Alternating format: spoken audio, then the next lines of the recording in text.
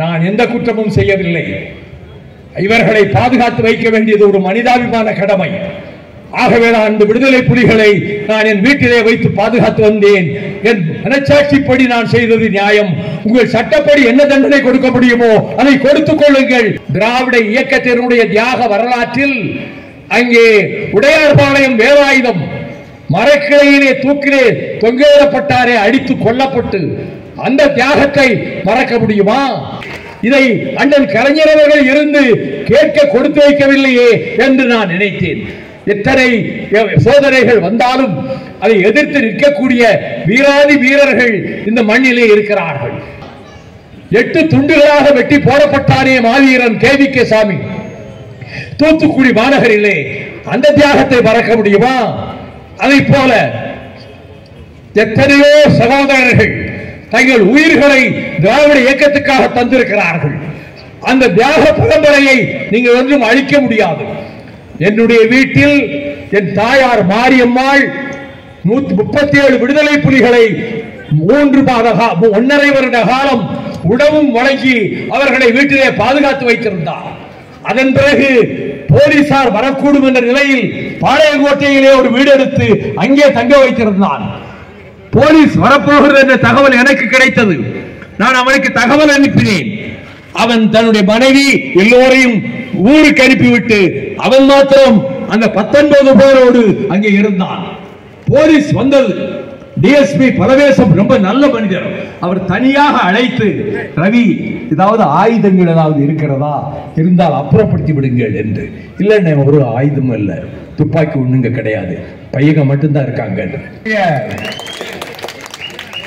படை எப்படிப்பட்டது என்பதை காட்டுகின்ற விதத்தில் நான் வந்தவுடன் அதிர்ச்சியும் ஆச்சரியம் கொள்கின்ற அளவுக்கு பெருமளவிலே திரண்டிருக்கக்கூடிய தமிழ் பெருமக்களே, இந்த கூட்டத்திற்கு தலைமை தாங்குகிற மறுமலர்ச்சி திராவிட முன்னேற்ற கழகத்தின் மாவட்ட செயலாளர் அருமை சகோதரர் கலியமூர்த்தி அவர்களே, திராவிட முன்னேற்ற கழகத்தின் மாவட்ட செயலாளர் செல்லபாண்டியன், அரசியல் ஆலோசனை குழு உறுப்பினர் வழக்கறிஞர் சிற்றரசு, கவிச்சூடர் நான் போற்றி மகிழ்கிற ராச கவிதை பித்தன், சட்டமன்ற உறுப்பினர் அன்புக்குரிய முத்துராஜா, மாநகர செயலாளர் அன்புக்குரிய செந்தில், மறுமலர்ச்சி திராவிட முன்னேற்ற கழகத்தினுடைய அவைத் தலைவர் ஆடிட்டர் அர்ஜுனராஜ், மறுமலர்ச்சி திராவிட முன்னேற்ற கழகத்தின் துணை பொதுச் செயலாளர் ஆடுதுறை முருகன், துணை பொதுச் செயலாளர் செஞ்சி AK மணி, நகர செயலாளர் தோழர் கிருஷ்ணமூர்த்தி, காங்கிரஸ் மாவட்ட செயலாளர் அன்புக்குரிய முருகேசன், இந்திய கம்யூனிஸ்ட் கட்சியினுடைய அருமை தோழர் செங்கோடன், மார்க்சிஸ்ட் கம்யூனிஸ்ட் கட்சியினுடைய அன்பு தோழர் கவிவரதன், விடுதலை சிறுத்தைகள் மாவட்ட செயலாளர் சகோதரி இளமதி அசோகன், விடுதலை சிறுத்தைகள் கட்சியினுடைய மண்டல செயலாளர் திருமரவன், இந்திய யூனியன் முஸ்லீம் லீக் மாவட்ட செயலாளர் கண்ணியத்துக்குரிய அசரப் அலி, தொகுதி CPI தொகுதி பொருளாளர் NR ஜீவானந்தம், வழக்கறிஞர் நாகமுத்து, தமிழக வாழ்வுரிமை கட்சியினுடைய நியாஸ் அகமது, ரத்தினம், மனிதநேய மக்கள் கட்சியின் அப்துல் கனி, காங்கிரஸ் பொதுச் செயலாளர் சந்திரசேகரன், இப்ராஹிம் பாபு, லியாக்கத் அலி, வீரமணி, அஞ்சுகா மீனாட்சி சுந்தரம், அன்புக்குரிய VN மணி மற்றும் இந்த மேடையிலே அமர்ந்திருக்கின்ற கூட்டணி கட்சிகளினுடைய நிர்வாகிகளே, திராவிட முன்னேற்ற கழகம், அகில இந்திய காங்கிரஸ் கட்சி, மறுமலர்ச்சி திராவிட முன்னேற்ற கழகம், மார்க்சிஸ்ட் கம்யூனிஸ்ட் கட்சி, இந்திய கம்யூனிஸ்ட் கட்சி, இந்திய யூனியன் முஸ்லீம் லீக், மனிதநேய மக்கள் கட்சி, தமிழக வாழ்வுரிமை போராடும் கட்சி என இந்த கூட்டணியிலே விடுதலை சிறுத்தைகள் கட்சி, இந்த கூட்டணியிலே இணைந்திருக்கக்கூடிய கட்சிகளினுடைய நிர்வாகிகளே, அந்த கட்சிகளினுடைய ரத்தமும் சதையுமாக திகழ்கிற தோழர்களே, தொண்டர்களே, அன்பு தாய்மார்களே, அருமை பெரியோர்களே, நடுநிலையாளர்களே, இந்தியா கூட்டணியினுடைய திருச்சி நாடாளுமன்ற வேட்பாளராக உங்களை நம்பி தளபதி ஸ்டாலின் அவர்களால் அனுப்பப்பட்டிருக்கின்ற அன்புக்குரிய துரை வைகோ அவர்களுக்கு பல்லாயிரக்கணக்கான வாக்குகள் வித்தியாசத்திலே நாங்கள் வெற்றி பெற செய்வோம் என்று உறுதி எடுத்துக்கொண்டு இங்கே வந்திருக்கக்கூடிய சகோதரர்களே, பத்திரிகையாளர்களே, தொலைக்காட்சி ஊடக நண்பர்களே, வணக்கம். கந்தர்வகோட்டையிலே இது போல ஒரு பெரிய கூட்டம். அதை பார்த்துவிட்டு இங்கே வந்தபோது நான் இந்த சுற்றுப்பயணத்திலே அதிக அளவு மக்களை சந்திப்பது புதுக்கோட்டையில் தான் என்பதை நான் மகிழ்ச்சியோடு தெரிவித்துக் கொள்கிறேன். இந்த சோழ வளநாட்டினுடைய வரலாற்றில் மிக முக்கியமான இடத்தை பெற்றது திருச்சி. திருச்சிராப்பள்ளியினுடைய வரலாறு தியாக வரலாறு.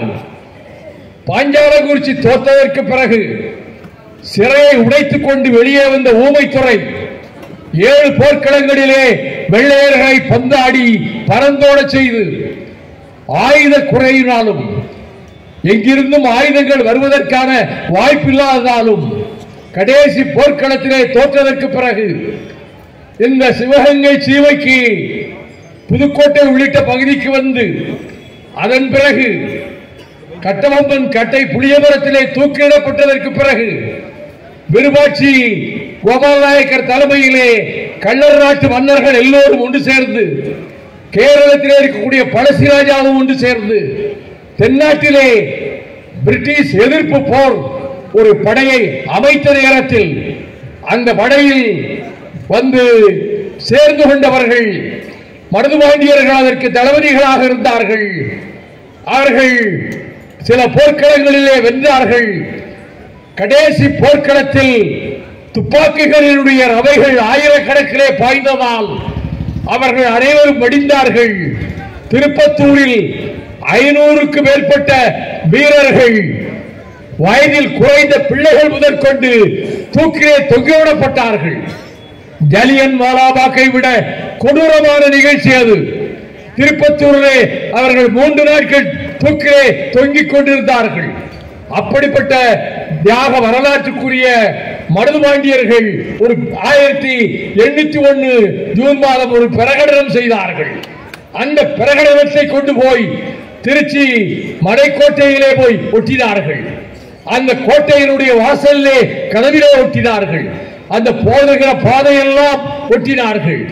அந்த வரலாறு பிரகடனத்தில் சொல்லியிருந்தார்கள், இதை வாசிக்கின்ற ஒவ்வொரு சகோதரனும் சகோதரியும் மனதிலே வைத்துக் கொள்ள வேண்டியது, நமது பூமியை அந்நியன் ஆள விட்டார். நம்மவர்கள் பலர் மடிந்து விட்டார்கள். ஆனால் வீரம் மடியாது, மானம் மடியாது. நாம் தொடர்ந்து போரிடுவோம். அந்த உணர்வுக்கு நீங்கள் எல்லோரும் வர வேண்டும் என்று சொல்லிவிட்டு, இந்த இழிபிறவிகளுக்கு யாரெல்லாம் துணையாக இருக்கிறீர்களோ அவர்கள் வெட்டி எறியப்பட வேண்டியவர்கள். அந்த பிரகடனத்தை அவர்கள் எழுதுகிறார்கள். அவர்கள் எல்லாம் வெட்டி எறியப்பட வேண்டியவர்கள். இங்கே வந்திருக்கக்கூடிய அந்த பிரசுரத்தை படிக்கக்கூடிய நீங்கள் அதை பல பிரதிகளாக்கி கொண்டு போய் மக்களிடம் கொடுங்கள். உங்கள் சகோதர சகோதரிகளிடம் கொடுங்கள். நாம் வெற்றி பெறுவோம். கடைசி வரை உயிர் மூச்சை பற்றி கருதாமல் ஆவி போனாலும் நாங்கள் எங்கள் விடுதலையைத்தான் நேசிக்கிறோம் என்று நீங்கள் போராட வேண்டும். இந்த பிரகடனத்தை படித்த பிறகும் அதை கொண்டு போய் வாசிக்காமலோ மூலையிலோ வைத்து விட்டால் அவர்கள் கங்கை கரையிலே காராம்பசுவை கொன்று பாவம் செய்த பெரும் பாவியாவான். அவன் நரகத்துக்கு சென்று அங்கே அத்தனை சித்திரவதைகளையும் அனுபவிப்பான். இப்படிக்கு மருதுபாண்டியன் பேரரசர்களின் ஊழியன், வெள்ளை ஏகாதிபத்தியத்துக்கு ஜென்ம பகைவன் மருதுபாண்டியன் என்ற பிரகடனம் எல்லா இடங்களிலும் ஒட்டப்பட்டது. அப்படிப்பட்ட வீரம் செறிந்த பூமிதான் இந்த புதுக்கோட்டை மண். இந்த புதுக்கோட்டையில் இன்றைக்கு திரண்டிருக்கக்கூடிய உங்களிடத்திலே நான் சொல்லிக் கொள்வதெல்லாம், நடைபெறுவது சாதாரண தேர்தல் அல்ல, நம் எதிர்காலத்தை தீர்மானிக்க போகிற யுத்தம். நம் எதிர்காலம் ஜனநாயகமாக இருக்க போகிறதா அல்லது பாசிச வெறிபிடித்த சர்வாதிகாரமாக போகிறதா என்பதை தீர்மானிக்கின்ற களம்தான் 19ஆம் தேதி நாம் போய் முதலிலே சந்திக்கின்ற வாக்குச்சாவடி. 7 கட்டங்களாக பிரித்திருக்கிறார்கள். இந்தியாவை துண்டு போட வேண்டும் என்ற எண்ணம் கொண்டவர்கள் அங்கே இருக்கிறார்கள். இந்துத்துவா அமைப்பை சேர்ந்தவர்கள். சில மாதங்களுக்கு முன்பு அகமதாபாத்திலே நரேந்திர மோடியினுடைய யோசனையோடு ஒரு கருத்தரங்கத்தை நடத்தினார்கள். நம் எதிர்கால திட்டத்தை நீங்கள் ஒரு பிரகடனமாக்குங்கள் என்றார்கள். 32 பக்கத்திலே அந்த பிரகடனம் அமைந்தது. அதுக்கு சனாதன சத்வத் என்று பெயர் வைத்தார்கள். அந்த பிரகடனத்தின் முதல் வாக்கியம் என்ன தெரியுமா? இந்த நாட்டுக்கு இந்தியா என்ற பெயர் இனி கிடையாது, பாரதம் என்றுதான் அழைக்க வேண்டும். அடுத்த வாக்கியம் என்ன தெரியுமா? இனி இந்திய நாட்டுக்கு டெல்லி தலைநகர் அல்ல, வாரணாசி தான் இந்தியாவின் தலைநகர். அடுத்த வாக்கியம் என்ன தெரியுமா? இங்கே இருக்கக்கூடிய முஸ்லிம்களுக்கு ஓட்டுரிமை கிடையாது, வாக்குரிமை கிடையாது. ஈழத்திலிருந்து வருகின்றவர்களுக்கும் ஓட்டுரிமையும் வாக்குரிமையும் கிடையாது. இதையெல்லாம் தீர்மானிக்கின்ற வேளையில் இந்தியும் சமஸ்கிருதம் மட்டும்தான் இங்கே ஆட்சி மொழிகளாக தேசிய மொழிகளாக இருக்கும் என்று அந்த அகமதாபாத் பிரகடனத்தை எல்லா இடங்களுக்கும் அனுப்பி வைத்தார்கள். நான் புதுக்கோட்டை வட்டார மக்களுக்கு நினைவூட்டுகிறேன், நாம் இந்தியா என்ற அமைப்புக்குள் இல்லை என்றால் நான் தெரிவிக்கிறேன் நரேந்திர மோடிக்கு, நாங்களே அதை சொன்னவர்கள் தான். ஒரு காலத்தில் எங்கள் செந்தமிழ்நாடு தனி நாடாக வேண்டும் என்ற உணர்வோடு தான் இங்கே வயதிலே மூத்தவர்கள் எல்லாம் திராவிட முன்னேற்ற கழகத்திலே தங்களை இணைத்துக் கொண்டவர்கள். பெரியார் மையம் இடிக்கப்பட்ட போது அண்ணன் வீரமணியை அழைத்துக் கொண்டு அன்றைய தலைமை அமைச்சர் பண்பாளர் வாஜ்பாய் அவர்களை சந்தித்து பெரியார் மையத்தை இடித்து விட்டார்கள். அப்படியா என்று ஆச்சரியப்பட்டு அதிர்ச்சியோடு கேட்டார். ஆமாம், எங்கள் நாட்டிலே, எங்கள் தமிழ்நாட்டிலே திலகருடைய பெயராலே திடல் இருக்கிறது, நேதாஜியினுடைய பெயராலே மைதானம் இருக்கிறது, காந்தியடிகள் பெயராலே ஊர் இருக்கிறது, பண்டித நேருவின் பெயராலே அங்கே அமைப்புகள் இருக்கின்றன. ஆனால் நாட்டின் விடுதலைக்காக போராடிய எங்கள் தமிழர்களை எங்காவது ஒரு இடத்திலே டெல்லியிலே வைத்திருக்கிறீர்களா? கப்பலோட்டிய தமிழர் வாவு சிதம்பரம் பிள்ளையினுடைய பெயர் இங்கு யாருக்காவது தெரியுமா?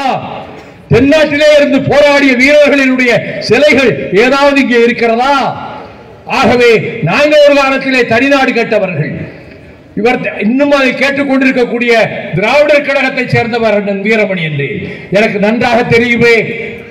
அங்கே மதுரைக்கு நான் வந்தபோது, ஈழத் தமிழர்களுக்கான மாநாட்டில் நான் பேச வந்தபோது அவரை அறிமுகப்படுத்தி வைத்தார் கலைஞர் அவர்கள் என்று சொன்னார். அவர் அதற்கு பிறகு அந்த இடத்தில் இருந்தவாறே நகர்ப்புற அமைச்சரை போனிலே அழைத்து, வைகோ வந்திருக்கிறார், உடன் திராவிடர் கழக தலைவர் வந்திருக்கிறார், அவர்கள் கேட்கிற இடத்தை பெரியார் மையத்துக்கு தந்து விடுங்கள் என்று சொல்லி அந்த பெரியார் மையம் முன்னை விட பெரிய இடமாக கொடுக்கப்பட்டு பெரியார் மையம் எழுப்பப்பட்டு விட்டது. அந்த கடமையை செய்கின்ற போது தான் சொன்னேன், இந்த சின்னஞ்சிறு பூமியை இதைவிட மிகச்சிறிய இடங்கள் எல்லாம் தனித்தனி நாடுகளாகிவிட்டன.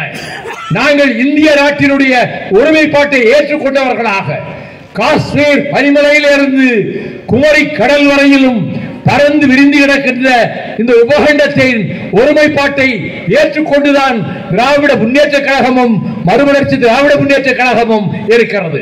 ஆனால் ஜாதியின் பெயரால், மதத்தின் பெயரால் இந்த நாட்டை துண்டாடுவது என்ற நோக்கத்தோடு நரேந்திர மோடி செயல்பட்டுக் கொண்டிருக்கிறார். அதனால் தான் என்ன துணிச்சலும் அகந்தையும் ஆணவமும் இருந்தால் இந்த நாட்டினுடைய தலைமை அமைச்சர் 120 கோடி மக்களுக்கு பிரதம அமைச்சர் தமிழ்நாட்டுக்கு இதோடு 7 தடவை வந்து என்ன பேசுகிறார்? நான் திராவிட இயக்கத்தை ஒழிக்காமல் விடமாட்டேன், திராவிட இயக்கத்தை பூண்டோடு அழிப்பேன், இதை செய்யாமல் நான் போக மாட்டேன் என்றார். மிஸ்டர் நரேந்திர மோடி, இந்த நாட்டின் வரலாறு உங்களுக்கு தெரியாது. திராவிட இயக்கத்தை எப்படி அழிப்பீர்கள்?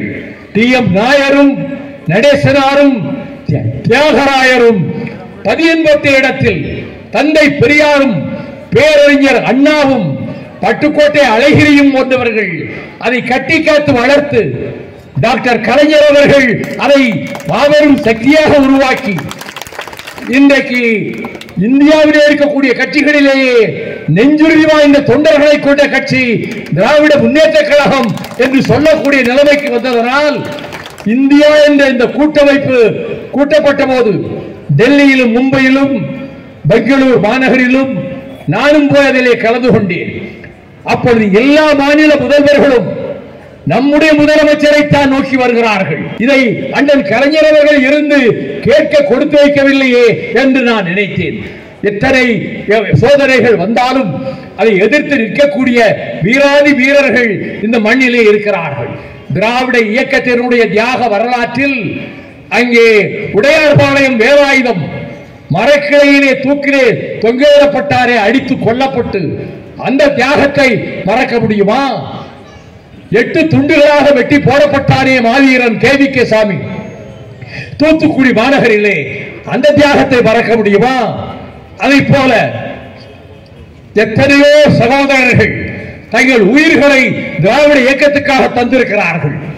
அந்த தியாக பரம்பரையை நீங்கள் ஒன்றும் அழிக்க முடியாது. என்னுடைய வீட்டில் என் தாயார் மாரியம்மாள் 137 விடுதலை புலிகளை 1.5 வருட காலம் உணவும் வழங்கி அவர்களை வீட்டிலே பாதுகாத்து வைத்திருந்தார்.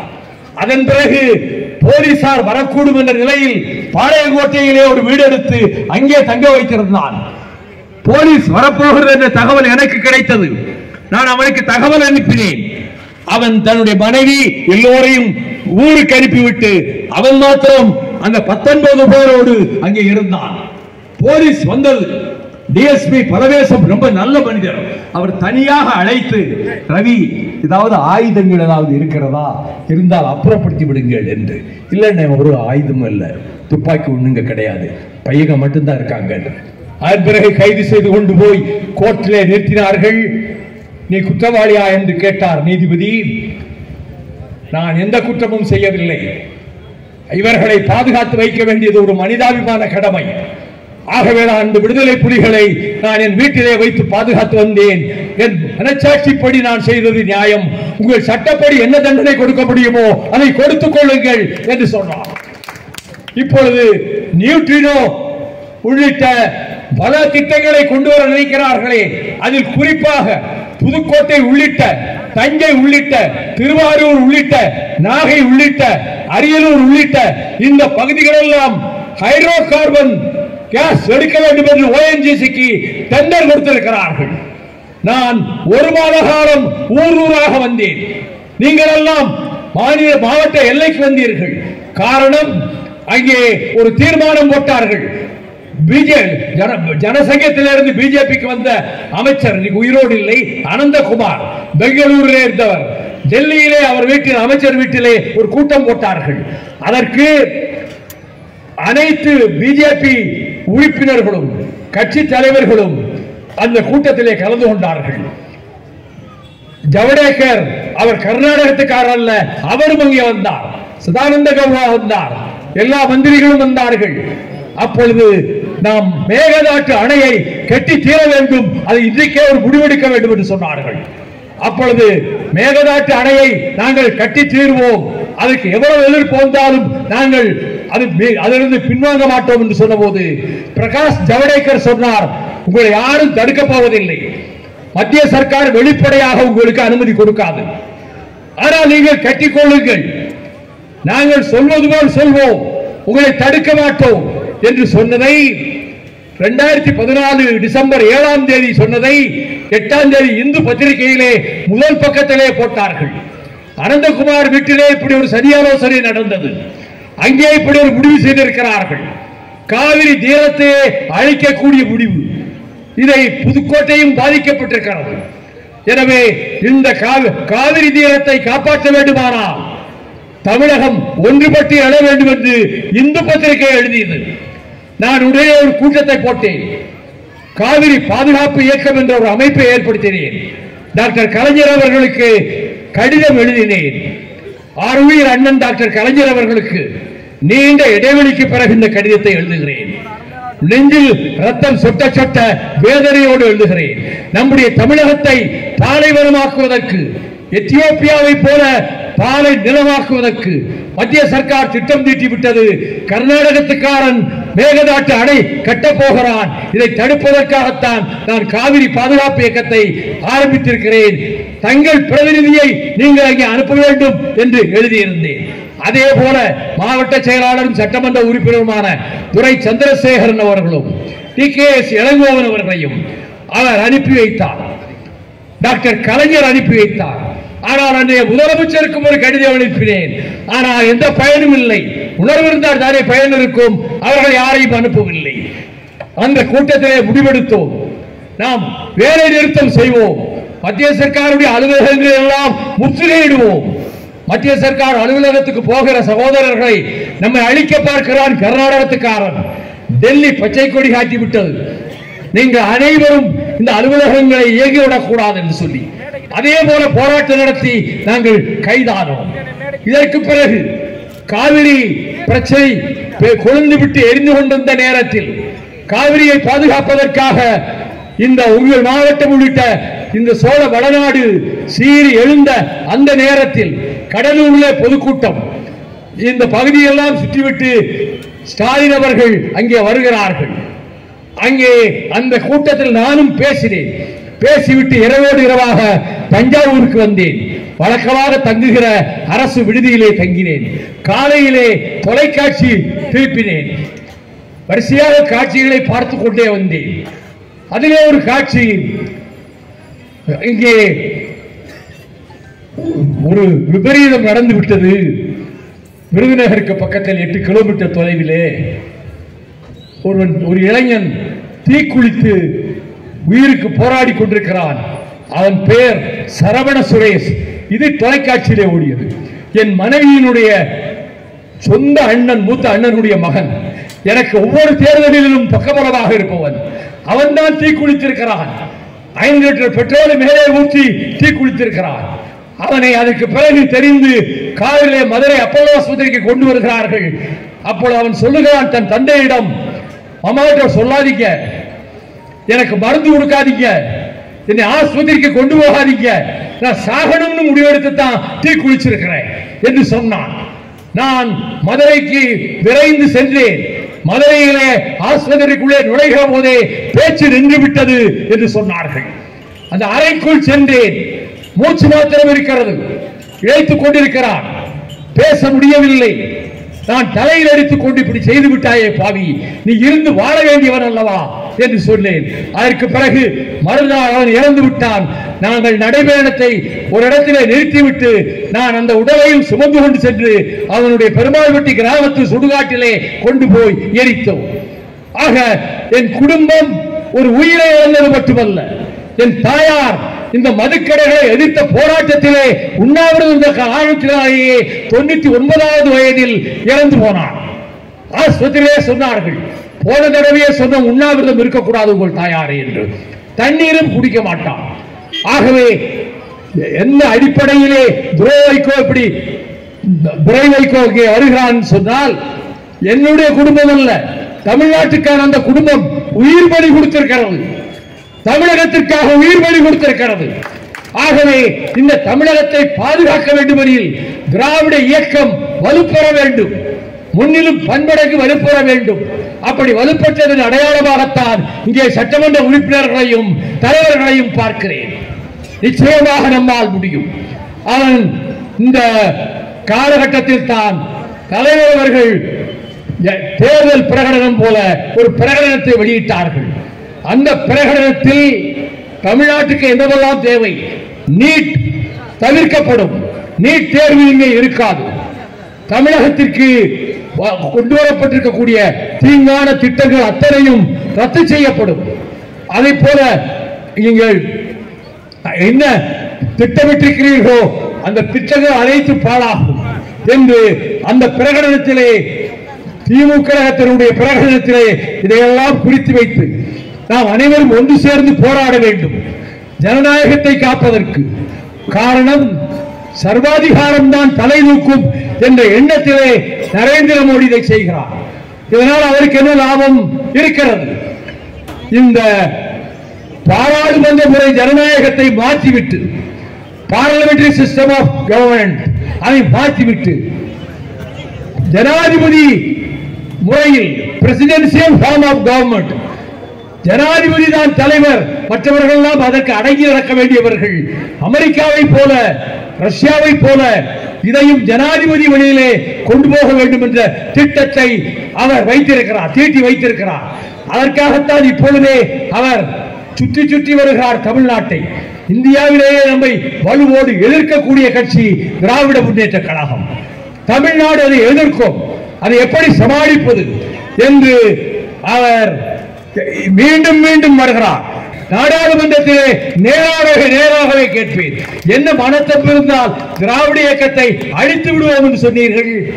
நாங்கள் ரத்தமும் கண்ணீரும் சிந்தி லட்சோப லட்சம் தொண்டர்கள் கட்டி எழுப்பி இருக்கக்கூடிய அந்த இயக்கத்தை எவராலும் தீண்டி பார்க்க முடியாது, இயற்கை உட்பாதைகளும் நெருங்க முடியாது. அப்படிப்பட்ட திராவிட முன்னேற்ற கழகத்தின் சார்பிலே உங்களை கேட்டுக்கொள்கிறேன். மதுவை ஒழிப்பதற்காகத்தான் என் தாயார் உயிரை விட்டார். இந்த ஆளை வெளியனுப்புங்க. இந்த மாதிரிதான் இருக்கிறார். நாம உருப்படணும்னா குடிக்க கூடாது. அந்த வெளியே தூக்கிட்டு போங்க. எவ்வளவு தாய் கட்சிக்காரர்னா குடிக்கணுமா? இவ்வளவு தாய்மார்களுக்கு வந்து இவ்வளவு நேரமாக காத்திருக்கிறார்கள். நான் அடிமையை வலிக்க பேசிக் கொண்டிருக்கிறேன். நாம் உணர வேண்டும், நம்முடைய பெருமைகளை உணர வேண்டும், நம் உரிமை போராட்டங்களை நினைவு கூற வேண்டும். ஆகவே தமிழ்நாட்டை எப்படியாவது சின்னாபின்னமாக்குவது என்று பிரதமர் நினைத்துக் கொண்டுதான் இந்த கூட்டணியை அவர் இந்தியா கூட்டணியை உடைத்து விடாவிட்டார். அது நடக்கவில்லை. கேரளத்திலும் மேற்கு வங்கத்திலும் மாத்திரம் போட்டி போடுகிறார்கள் மார்க்சிஸ்ட் கம்யூனிஸ்ட் கட்சியும் காங்கிரஸ் கட்சியும். மற்ற அத்தனை மாநிலங்களிலும் இந்தியா கூட்டணியிலே அங்கம் வகிக்கின்றவர்கள் உறுதியாக இருக்கிறார்கள். அந்த உறுதியோடு புதுக்கோட்டை மக்கள் வாக்குகளை அள்ளி தந்தார்கள். லட்சக்கணக்கிலே திருச்சி நாடாளுமன்ற கூட்டத்தில் அங்கே பிரகடனம் செய்துவிட்டு போனான், என்னுடைய மகன் இந்த தேர்தல் களத்துக்கே வரமாட்டான், அவன் அரசியலுக்கே வராதவன். ஆனால் 3 வருடமாக எனக்கு உடல் நலம் இல்லை, கொரோனா வருவதற்கு முன்பிருந்தே உடல் நலம் இல்லை, நான் எங்கேயும் கூட்டங்களுக்கு போவதில்லை. அவன் இந்த சந்தர்ப்பத்தில் மறுமலர்ச்சி திமுக தொண்டன் எங்காவது இறந்து விட்டார் என்று செய்தி வந்தால் இரவோடு இரவாக அந்த ஊருக்கு போவார். யாருக்காவது உடல் நலம் இல்லை என்றால் கொண்டு போய் ஆஸ்பத்திரியிலே சேர்ப்பார். இந்த வீட்டிலே கல்யாணம் நடக்க போகிறது, ஒரு துண்டு பத்திரிகை வந்திருக்கிறது என்றால் அந்த ஊர் எங்கே இருக்கிறது, அந்த வீடு எங்கே இருக்கிறது என்று கேட்டுக்கொண்டு போவார். இதை 3 ஆண்டு காலமாக அவன் செய்திருக்கிறான். எனக்கே தெரியாது, அவன் எனக்கு தெரிந்தால் அவன் விடமாட்டேன் என்று சொல்லி அவன் போயிருக்கிறான். அதற்கு பிறகு ஆடுதுறை முருகன் ஒரு பிரச்சனை எழுப்பினார். இப்படி ஒவ்வொரு ஊருக்கும் வருகிற துரை வைகோவை நாம் கட்சியிலே ஒரு பொறுப்பை கொடுத்து இயங்க வைக்க வேண்டும் என்று சொன்னார். நான் அதை கூடாது என்று சொன்னேன். எல்லோரும் சண்டைக்கு வந்து விட்டார்கள். அப்படியானால் வாக்கெடுப்பு நடத்துவோம். அண்ணா வாக்கெடுப்பு நடத்தினார் தேர்தலிலே போட்டியிடுவதா இல்லையா என்று. மே 17, 1956 திருச்சியில் அதுபோல வாக்கெடுப்பு நடத்துவோம். ஒவ்வொரு இடம் ஒரு வாக்கு சீட்டை கொடுத்து விடுவோம். அவன் அரசியலுக்கு மறுமலர்ச்சி திமுகவுக்கு அவன் பெயரை போட்டு வர வேண்டுமா வேண்டாமா? இதிலே எதை நீங்கள் எந்த குறியை ஆதரித்தாலும் அது ரகசியமாக வைத்துக் கொள்ளப்படும் என்று மடித்துக் கொண்டு வந்து என் முன்னாலே இந்த பெட்டியில் தான் போட்டார்கள். 106 பேர் ஓட்டு போட்டிருந்தார்கள். என்ன சொன்னேன், எண்ணினார்கள். 102 பேர் அவன் அரசியலுக்கு வர வேண்டும், மதிமுகவுக்கு வர வேண்டும் என்று கையெழுத்திட்டிருந்தார்கள். 2 பேர் ஓட்டே போடவில்லை. ஆகவே தொண்டர்களினுடைய தீர்ப்பு, தொண்டர்களுடைய விருப்பப்படிதான் இந்த கட்சி நடக்கிறதே தவிர, இந்த கட்சி அதை அடியெடுத்து வைக்கிறதே தவிர, இப்பொழுதும் கூட எல்லா தோழர்களுமாக எல்லா மாவட்டங்களிலும் சேர்த்து அவரை நீங்கள் நாடாளுமன்றத்துக்கு அனுப்புங்கள், கணேசமூர்த்தியை சட்டமன்றத்துக்கு அனுப்பிக் கொள்ளலாம் என்று வற்புறுத்தியதன் பேரில் இந்த முடிவுக்கு வர நேர்ந்தது. திருச்சி நாடாளுமன்ற தொகுதிதான் அதற்கு பொருத்தம் என்று சொன்னார்கள். அந்த முடிவுப்படியே டாக்டர் கலைஞருடைய வழியில் அவரது அருமை மைந்தன் உன்னை இழந்தேனா நீ என்ன இழந்தாயா என்று திண்டுக்கல்லிலே பேசினாரே டாக்டர் கலைஞர், அவரின் அருமை திருமகன் தான். அதற்கு பிறகு அறிவித்தார். இங்கே தொகுதிகள் அறிவிக்கிற போது திருச்சிராப்பள்ளி துரை வைகோ என்று அறிவித்தார். அவர் அறிவித்தது உங்களுக்காக அறிவித்தது, நீங்கள் அறிவித்தது, நீங்கள் கட்டளையிட்டது. தாய்மார்களே, பெரியோர்களே, வாலிப சிங்கங்களே, நீங்கள் அவர் விருப்பப்படி அவனை வெற்றி பெற செய்யுங்கள். அவன் தமிழ்நாட்டுக்கு சேவை செய்வான். பாதிக்கப்பட்ட மக்களின் இல்லம் தேடி செல்வான். மனிதாபிமானம் மிக்கவன், மனிதநேயம் மிக்கவன்.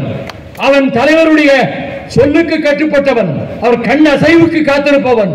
நான் இன்னும் எத்தனை ஆண்டுகள் உயிரோடு இருக்க போகிறேன் என்று எனக்கு தெரியாது.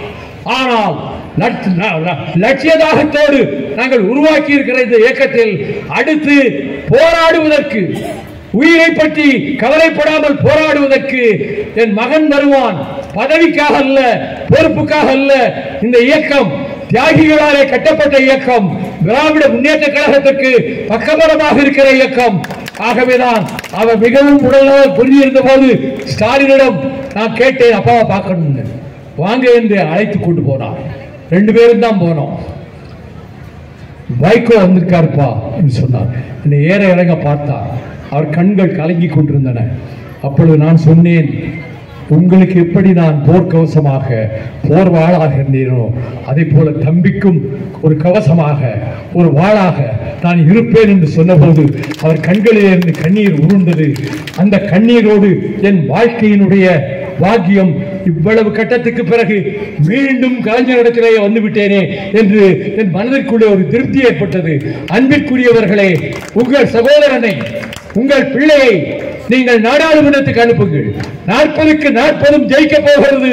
அதிலே திருச்சிராப்பள்ளியும் ஒரு நல்ல இடத்தை பெற்றிருக்கிறது என்ற தகுதியை தாருங்கள் என்று கேட்டு இவ்வளவு பெரிய கூட்டம், இவ்வளவு குறுகிய நேர இடைவெளியிலே ஏற்பாடு செய்த நிர்வாகிகள் அனைவருக்கும், வருகை தந்திருக்கக்கூடிய கழக கண்மணிகளுக்கும் என்னுடைய நன்றியை அவர்கள் காலடியிலே வைத்து, வாழ்க தந்தை பெரியார், வாழ்க பேரறிஞர் அண்ணாவின் புகழ், வாழ்க டாக்டர் கலைஞரின் புகழ், வாழ்க வெல்க திராவிட முன்னேற்ற கழகம், வாழ்க வாழ்க வாழ்க மாவீரன், ஈடு இணையற்ற மாவீரன் பிரபாகரன் புகழ் வாழ்க. நன்றி, வணக்கம்.